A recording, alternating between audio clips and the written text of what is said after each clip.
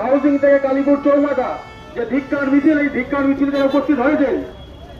Plastic থেকে কামতলী হয়ে ধর্ষণের লম্বা গ্রিন করিডর, সৌজন্য ধর্ষণ করে খুন এবং খুন করে দেহ পুড়িয়ে দেওয়া এখন রাজ্যের নিত্য নমিত ঘটনা।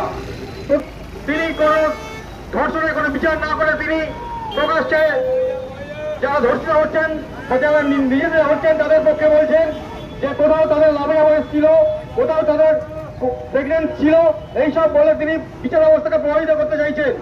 আমরা দেখছি এই সময়কালে সারা রাজ্যে আজকে মহিলারা নিরাপত্তাহীনতায় ভুগছে।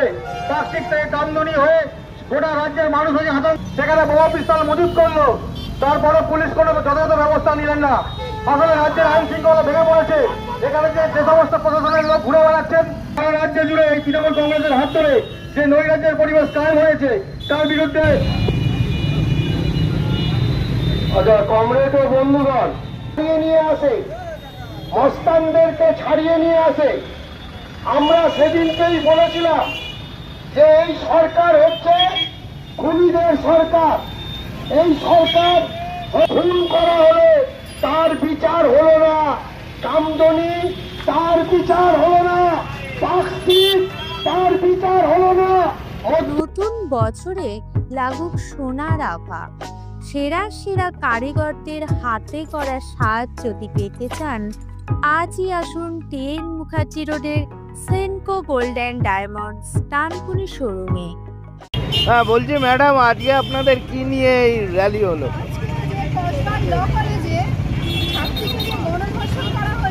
এবং সেটা প্রমাণিত হয়েছে তৃণমূলের ছেলেরাই করেছে। তারই প্রতিবাদে আমাদের আজ মিছিল বেরিয়েছে হাউজিং থেকে কালীপুর পর্যন্ত। আপনারা এখন কি চাইবেন? আমরা চাই আরজি করের যে বিচার পাইনি এর যেন যথেষ্ট বিচার পায়। আমরা সঠিক বিচার এবং এইভাবে দিনের পর দিন আমরা মহিলার জন্য যে আতঙ্কিত। আজ আমার মেয়ে 20 বছর এই কলেজে ভর্তি হবে, আমি কিসের দায়িত্বে মেয়েকে যে একা একা এতদিন স্কুল পর্যন্ত ছিল কাছাকাছি নিয়ে নিজে যাতায়াত করতাম, কিন্তু কলেজ পর্যন্ত তো নিয়ে যাতায়াত করা সম্ভব নয়। রাত্রে সেই কলেজ থেকে যখন রাত্রে বাড়ি ফিরবে আমরা তো সারাক্ষণ দিনে হাত ধুয়ে বসে থাকি যে কতক্ষণে মেয়েটা নিশ্চিন্তে বাড়ি ফিরলো। যতক্ষণ না সে বাড়ি ফিরছে ততক্ষণ আমাদের দুশ্চিন্তা দূর হচ্ছে না। আমার মতো শয়ে শয়ে মায়েরা কিন্তু এই দুশ্চিন্তায় ভুগছে। আমরা এর প্রতিকার চাই।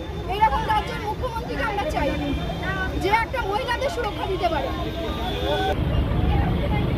অপরাধী যদি শাস্তি না পায়, এই যে লকালে যে আমাদের হলো, এর আগে আরজি করের ঘটনা, এরকম ঘটনা ঘটেই যাচ্ছে। আমরা চাই এর সঠিক বিচার এবং এই আন্দোলন যদি সঠিক বিচার না পায় আন্দোলন মানে দীর্ঘ থেকে দীর্ঘতর করবেন চাইছি আন্দোলন। মানে আজকে মিছিল বেরিয়েছে, পারলে আমরা অবরোধ করব। আচ্ছা, যে কোনো প্রকারে আপনাদের বিচার চাই। আমাদের বিচার চাই। কি নাম আপনার? আমার নাম মুক্তা সেন। আপনি সারাভারত গণতান্ত্রিক মহিলা সমিতির আঞ্চলিক সদস্য। সঠিক ও ন্যায্য মূল্যে অত্যাধুনিক মানের ফার্নিচার খুঁজছেন? একমাত্র ঠিকানা দিশা ফার্নিচার, জনাই চিকরন পোলের সন্নিকটে।